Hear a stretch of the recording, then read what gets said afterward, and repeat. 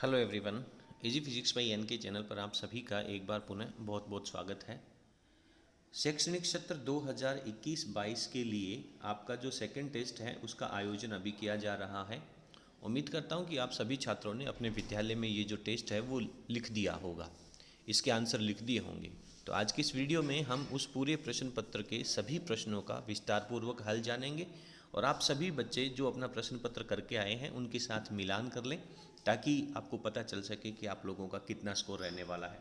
Second test की हम बात कर रहे हैं, कक्षा 12 के फिजिक्स सब्जेक्ट के बारे में आज अपन बात करेंगे। जैसा कि आपको पता है कि ये जो पेपर है वो टोटल 20 नंबर का होना है और इसमें 20 ही प्रश्न दिए गए हैं। सारे प्रश्न ऑब्जेक्टिव हैं। सबसे पहले परीक्षार्थियों के लिए कुछ सामान्य निर्देश हैं। सभी प्रश्न आप लोगों को करने अनिवार्य थे। प्रत्येक प्रश्न 1 अंक का था और विद्यार्थी जो है वो सभी प्रश्नों का हल करने के बाद निर्धारित तिथि तक इसे अपने कक्षा अध्यापक को जबेश हैं, इंस्ट्रक्शंस हैं। चलिए अब हम इसके प्रश्नों का सॉल्यूशन पढ़ते हैं। पहला प्रश्न आपसे कह रहा है कि निर्वात की विद्युतशीलता का मान कितना होता है। तो निर्वात की विद्युतशीलता को बेटा हम एप्सिलॉन नॉट से लिखते हैं और के की जो वैल्यू होती है उसके अंदर भी एप्सिलॉन नॉट होता है 1/4 पाई एप्सिलॉन नॉट। तो निर्वात की विद्युतशीलता का जो मान है वो 8.854 और 10 की पावर आपका -12 होता है। इसके बाद में ये तो सर हमारे पास दो वैल्यूज़ दे रखी हैं सेम, मान में तो हमें कोई कन्फ्यूजन नहीं है, लेकिन सर मात्रक में हमें बड़ी प्रॉब्लम हो सकती है। तो मात्रक क्या होगा, के का जो मात्रक होता है उसका जस्ट अपोजिट मात्रक होगा आपका एप्सिलॉन नॉट का। और के का मात्रक क्या होगा, याद रखने का तरीका बहुत सीधा सा है। कूलाम का नियम कहता है कि F बराबर के Q1 Q2 अपॉन R का स्क्वायर।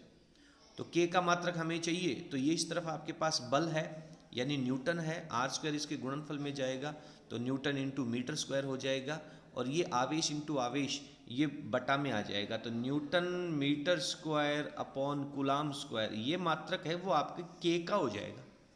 और आपको तो एप्सिलॉन नॉट का मात्रक लिखना है, इसलिए हमें क्या करना है, इसका उल्टा कर देना है, यानी coulomb square upon newton metre square हो जाएगा। और इस तरह से हमारा पहला प्रश्न जो है उसका सी ऑप्शन है वो राइट आंसर हो जाएगा।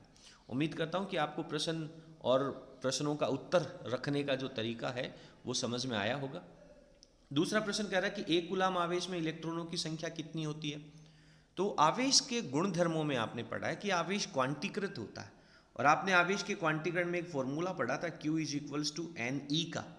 तो Q होता है वो टोटल आवेश है, N इलेक्ट्रॉन की संख्या है और स्मॉल e लिखा है वो एक इलेक्ट्रॉन का आवेश होता है। तो N की वैल्यू हमें फाइंड आउट करनी है। तो इस फॉर्मूले के अकॉर्डिंग हमारे पास क्या होना चाहिए, इस फॉर्मूले के अकॉर्डिंग सर Q की जगह रखेंगे हम 1, N की वैल्यू हमें चाहिए और एक इलेक्ट्रॉन का आवेश हम जानते हैं जो कि दूसरी तरफ जाएगा तो डिवाइड में, यानी ये जो 1 है वो 1.6 गुणा 10 की पावर -19 से डिवाइड हो जाएगा। और जब आप 1 को इससे डिवाइड करेंगे तो आपके पास 6.25 इंटू 10 की पावर 18 इलेक्ट्रॉनों की संख्या आ जाएगी। तो इस प्रश्न का आप ऑप्शन है जो बी है वो राइट आंसर हो जाएगा। मैं एक उम्मीद आप लोगों से करता हूं कि इस तरह के जो जनरल प्रश्न हैं इनका सॉल्यूशन करने की आप लोगों को ज़रूरत नहीं पड़नी चाहिए। आप अगर इनको 4-5 बार सॉल्व करेंगे तो उम्मीद करता हूं कि आप इनके जो आंसर है वो आपके जहन में होने चाहिए। ठीक है, जैसे अगर किसी बच्चे से पूछ लिया जाए कि भाई अंग्रेजी में कितने अल्फ़ाबेट होते हैं, कितने वर्ण होते हैं, कितने अक्षर होते हैं, तो ABCD गिनने की जरूरत नहीं होनी चाहिए, डायरेक्ट हमें पता होना चाहिए 26। तो उसी तरीके से ये जो प्रश्न है वो डायरेक्ट प्रश्न है। तीसरा प्रश्न है कि धातु का पराविद्युतांक कितना होता है। धातु का पराविद्युतांक हम जानते हैं सर अनंत होता है। आगे बढ़ते हैं। चौथा प्रश्न आपसे कह रहा है कि जब किसी वस्तु को पृथ्वी से जोड़ा जाए, ये कोई मेरे पास एक वस्तु है, इसको हमने पृथ्वी से जोड़ दिया, इस तरह से ग्राउंडिंग कर दिया, तो पृथ्वी से वस्तु की ओर इलेक्ट्रॉनों का प्रवाह होता है। पृथ्वी से वस्तु की तरफ इलेक्ट्रॉन चलते हैं, क्यों भाई, क्या जबरदस्ती है इलेक्ट्रॉनों के ऊपर जो इलेक्ट्रॉन चलेंगे। आगे प्रश्न पढ़ते हैं कि इसका तात्पर्य क्या है। देखिए इलेक्ट्रॉन जो है वो एक नेगेटिव चार्ज होता है और नेगेटिव चार्ज जो होता है वो हमेशा निम्न विभव से उच्च विभव की तरफ जाता है। तो 100% ये वस्तु है वो अगर धनावेशित होगी पहले से तभी इलेक्ट्रॉनों का स्थानांतरण यहाँ पे संभव हो पाएगा। और जैसे जैसे ये इलेक्ट्रॉनों का स्थानांतरण होगा इसके ऊपर से ये धनावेश है वो उदासीन होता जाएगा।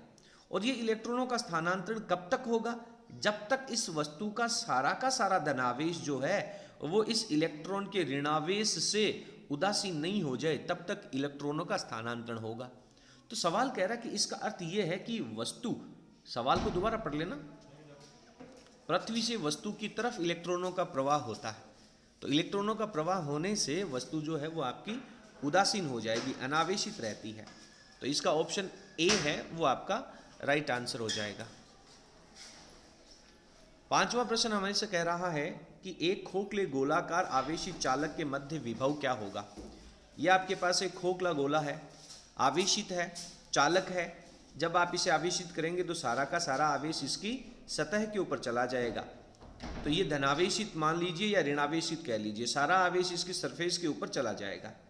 अब 3-4 तरह के टॉपिक आपने दूसरे चैप्टर में पढ़े हैं। तो ये चालक गोला है, तो बाहर से जब आप एक इलेक्ट्रॉन लेके आओगे तो सतह तक लाने के लिए आपको कार्य करना पड़ेगा, और सतह के अंदर भी उस इलेक्ट्रॉन को लाने में कार्य करना पड़ेगा। तो आप जानते हैं कि इसके अंदर, सतह के अंदर प्रत्येक बिंदु पर विभव का मान इसके सतह के विभव के बराबर होता है। सवाल कह रहा है कि विभव जो है वो नियत रहता है, डेफिनेटली ये नियत रहता है। बाकी के ऑप्शन भी हम पढ़ते हैं। केंद्र से दूरी के साथ साथ समानुपाती रूप से बदलता है, बिल्कुल नहीं, ये तो नियत रहता है। केंद्र से दूरी के साथ प्रतिलोमानुपाती परिवर्तन होता है, बिल्कुल नहीं होता है। केंद्र से दूरी के वर्ग के प्रतिलोमानुपाती होता है, बिल्कुल नहीं होता है। तो ए जो है वो हमारा राइट ऑप्शन हो जाएगा। अगला प्रश्न आपसे कह रहा है कि जब एक एकांक धनावेश है वो समविभव सतह के ऊपर एक बिंदु से दूसरे बिंदु तक ले जाते हैं। कोई एक पृष्ठ है, उसके प्रत्येक बिंदु पर विभव का मान समान है, यानी ये समविभव पृष्ठ है, और एकांक धनावेश को आप इसके एक बिंदु से दूसरे बिंदु तक ले जाओ। मैं तो ये कहता हूं कि भाई एकांक धनावेश क्यों, अगर समविभव पृष्ठ है तो उसकी सतह के ऊपर आप बोरा भर के आवेश को ले जाओ, क्विंटल आवेश को ले जाओ, 50 कूलाम आवेश को ले जाओ, 1000 कूलाम आवेश को ले जाओ। अगर वो समविभव पृष्ठ है तो किसी भी आवेश को ले जाने में कोई कार्य की आवश्यकता नहीं होती है, क्योंकि अगर ये समविभव पृष्ठ है तो इसके दो बिंदुओं के बीच का विभवांतर 0 होगा, और विभवांतर जो होता है वही कार्य को रिप्रेजेंट करता है, एकांक आवेश को ले जाने में किए गए कार्य को रिप्रेजेंट करता है। तो इसके अंदर कोई कार्य जो है वो संपन्न नहीं होगा। ऑप्शन नंबर डी है वो इसका राइट आंसर हो जाएगा। अगले प्रश्न में चलते हैं। उम्मीद करता हूं कि आपको प्रश्न समझ में आ रहे होंगे। यदि आपको वीडियो पसंद आए तो प्लीज़ आप वीडियो को लाइक जरूर करें, और आप सभी से अनुरोध है प्लीज़ वीडियो का लिंक अपने सभी फ्रेंड्स के साथ शेयर जरूर करें। 7वां प्रश्न है कि विद्युत क्षेत्र की तीव्रता का मात्रक लिखो। तो सर विद्युत क्षेत्र की तीव्रता को हम ई से रिप्रेजेंट करते हैं। इसका फॉर्मूला होता है F/Q। तो F का मात्रक क्या हो जाएगा हमारे पास, न्यूटन, और Q का मात्रक क्या हो जाएगा हमारे पास, कूलाम। तो इसका हमारा पहला ऑप्शन जो है वो राइट आंसर हो जाएगा, N/कूलाम जो है वो इसका राइट आंसर हो जाएगा। ठीक है, आगे अगले प्रश्न में चलते हैं। 8वां प्रश्न क्या कह रहा है कि विद्युत बल रेखाएं के बारे में असत्य कथन क्या है। विद्युत बल रेखाएं जो होती हैं इनके बारे में असत्य कथन क्या है। चलिए, विद्युत बल रेखाओं की गुणधर्म, इनकी परिभाषाएं, ये सब हम पढ़ के आए हैं। तो ये धनावेश से प्रारंभ होकर के ऋणावेश की तरफ चलती हैं, बिल्कुल सर, ये तो सत्य है। ये एक दूसरे को काटती नहीं है, बिल्कुल, ये बात भी हम बहुत अच्छे से जानते हैं, क्योंकि अगर काटेंगी तो इनके कटान बिंदु के ऊपर 2 स्पर्श रेखाएं खींची जाएंगी, और एक ही बिंदु पर विद्युत क्षेत्र की 2 दिशाएं हो जाएंगी, जो कि संभव नहीं है। तो दूसरा जो ऑप्शन है वो भी हमारा राइट आंसर है।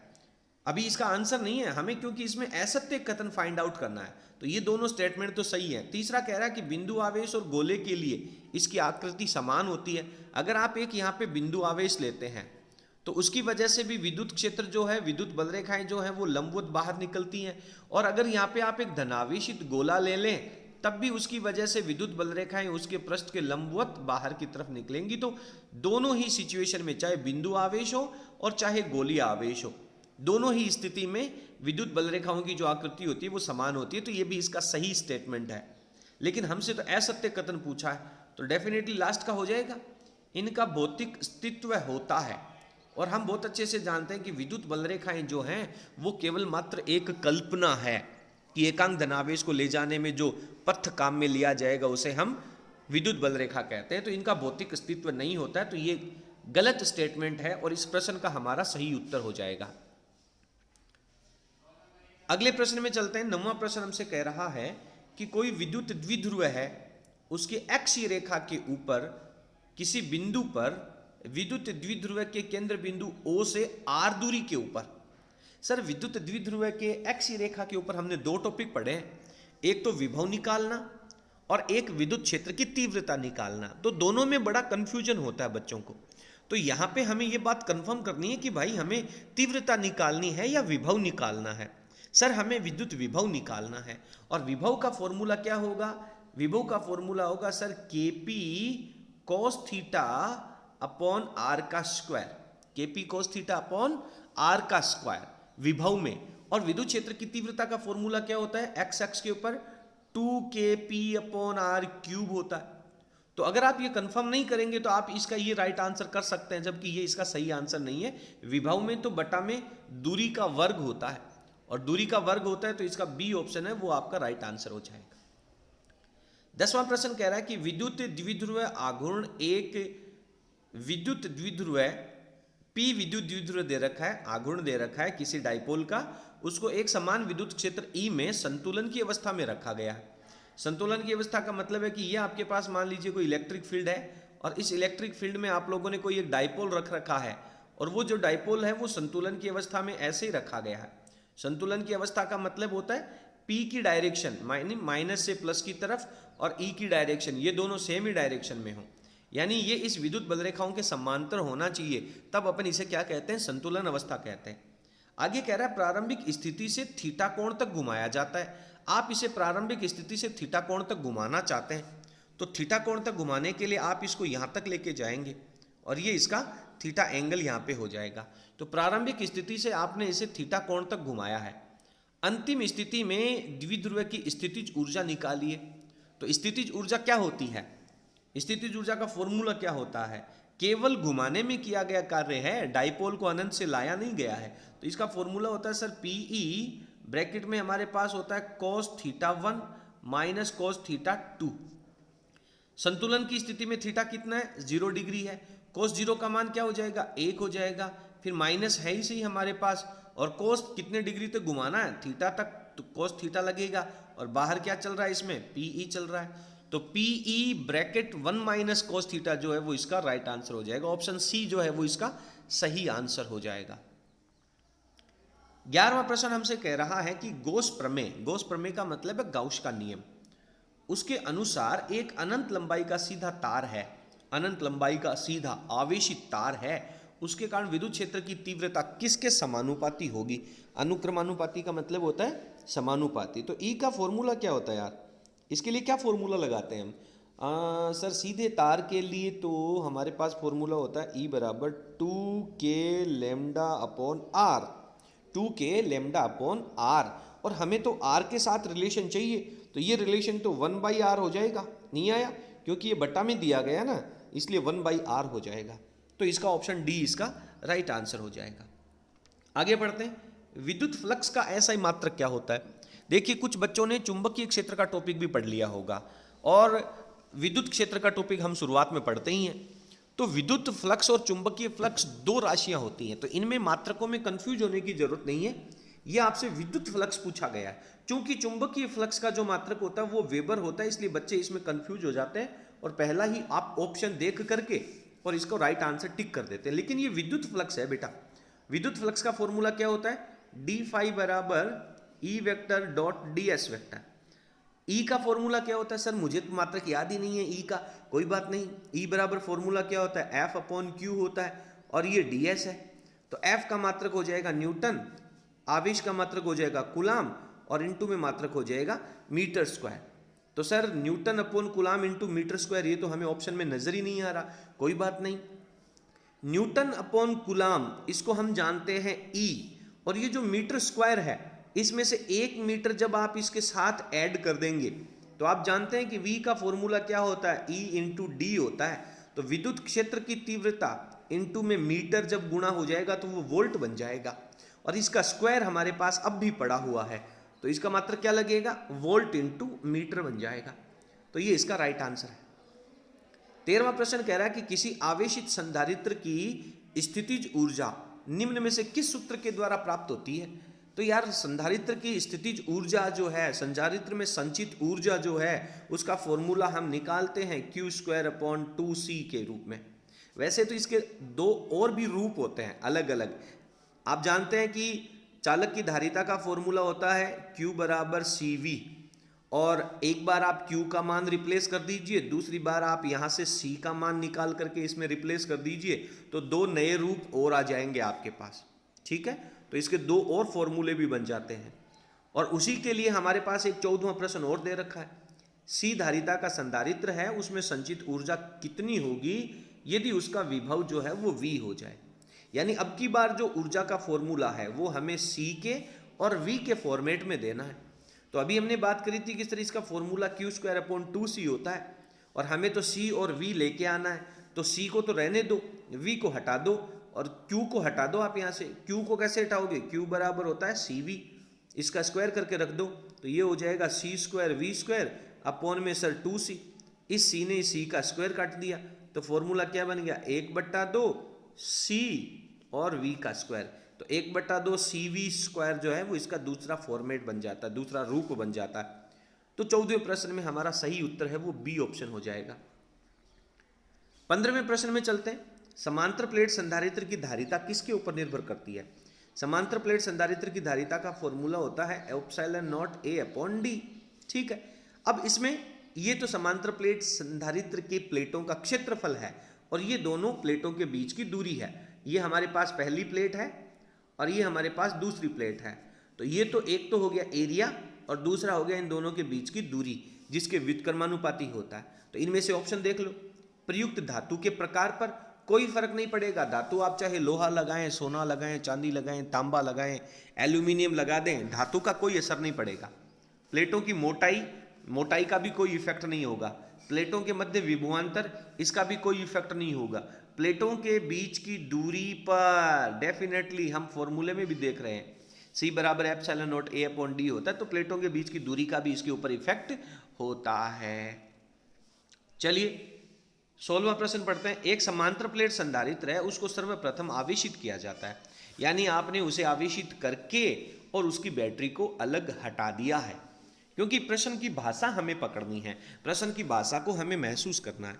तो समांतर प्लेट संधारित्र को पहले आवेशित किया और आवेशित कर लिया, इसका मतलब है आपने उसकी बैटरी को हटा दिया। ये आपके पास संधारित्र है। फिर इनकी प्लेटों के बीच में आप परावैद्युत पट्टिका रखते हैं। अब आप इसके बीच में कोई परावैद्युत पट्टिका बीच में भर देते हैं, कौन सी राशि अपरिवर्तित रहेगी? सर डेफिनेटली जब परावैद्युत पट्टिका आप रखेंगे तो C का मान बढ़ेगा और फॉर्मूला होता है सर Q बराबर CV।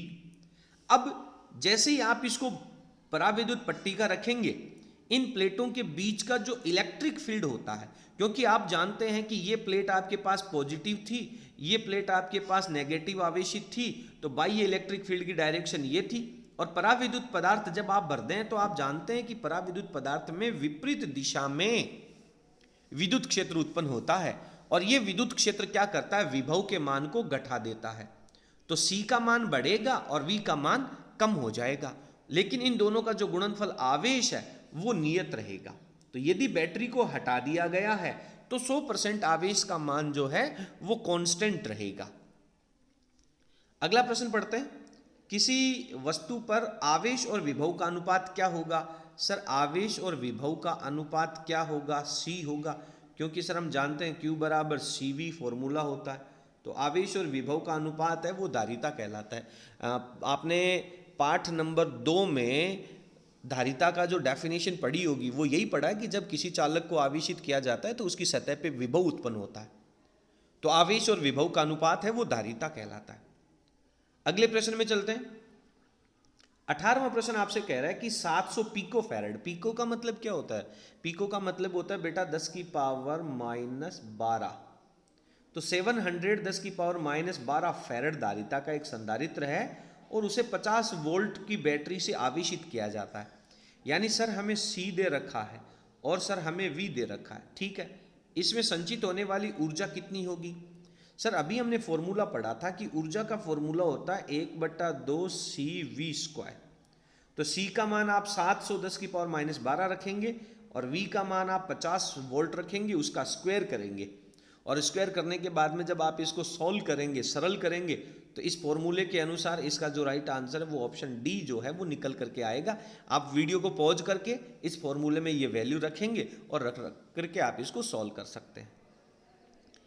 सेकेंड लास्ट प्रश्न है कि एक आवेशित वायु संधारित्र की प्लेटों के बीच जब परावैद्युत पदार्थ रखा जाता है तो उसकी धारिता पे क्या, उसकी संधारित्र की ऊर्जा के ऊपर क्या इफेक्ट पड़ेगा। तो सर हमने फॉर्मूला पढ़ा था Q²/2C, Q²/2C। तो जैसे ही आप परावैद्युत पदार्थ रखेंगे तो उसकी धारिता क्या हो जाएगी, बढ़ जाएगी, और धारिता बढ़ेगी तो बटा की वैल्यू बढ़ रही है, इसलिए उसके अंदर संचित ऊर्जा क्या हो जाएगी, घट जाएगी, उसकी एनर्जी का मान जो है वो कम हो जाएगा। 20वां प्रश्न पढ़ते हैं। यदि C1 और C2 धारिता के संधारित्र हैं और उन्हें समांतर क्रम में जोड़ा गया। सर समांतर क्रम संयोजन में तुल्य धारिता का फॉर्मूला क्या होता है? डेफिनेटली हम जानते हैं सर C1 + C2 होता है। और अगर यहाँ पे समांतर क्रम की जगह श्रेणी क्रम लिख देता तो सर हमारा फॉर्मूला होता 1/C = 1/C1 + 1/C2। मैं कह रहा हूँ कि यहाँ पे तो ऑप्शन ही नहीं है, तो यार इन दोनों का एलसीएम ले लो आप। तो एलसीएम लोगे तो C1 C2 एलसीएम आएगा, ऊपर क्या चला जाएगा, C1 + C2, और 1/C को जब आप C में बदलेंगे तो ये भी बदल जाएगा। तो C1 C2/C1 + C2 ये आपका श्रेणी क्रम संयोजन का राइट आंसर हो जाता। ठीक है, तो उम्मीद करता हूँ कि आपको पूरे प्रश्नों के जो आंसर हैं वो अच्छे तरीके से समझ में आ गए होंगे, और आप सभी बच्चों ने जब अपने इस विद्यालय में टेस्ट दिया होगा तो आपने भी सभी प्रश्नों का आंसर सही किया होगा। अब बोर्ड की परीक्षाओं के लिए ज़्यादा समय आप लोगों के पास नहीं है, इसलिए 12th क्लास की पूरी फिजिक्स के हर एक टॉपिक का पूरा सिलेबस, फुल सिलेबस जो है वो हमारे चैनल के ऊपर आपको हर एक टॉपिक का वीडियो अच्छी भाषा में, आसान भाषा में, हाथ से लिखे हुए नोट्स के साथ मिल जाएगा। तो 12th क्लास की फिजिक्स के सिलेबस से संबंध में किसी भी तरह का कोई डाउट हो तो नीचे डिस्क्रिप्शन में आप लोगों को हमारे व्हाट्सअप नंबर मिल जाएंगे, उनके ऊपर आप हमें मैसेज छोड़ सकते हैं और सभी बच्चों का समाधान करने का पूरा प्रयास किया जाएगा। चलिए, यदि वीडियो पसंद आए तो प्लीज़ इसे लाइक ज़रूर करना और चैनल को सब्सक्राइब करके अपने फ्रेंड्स के साथ शेयर करके हमें सपोर्ट करें। बहुत बहुत धन्यवाद, थैंक यू।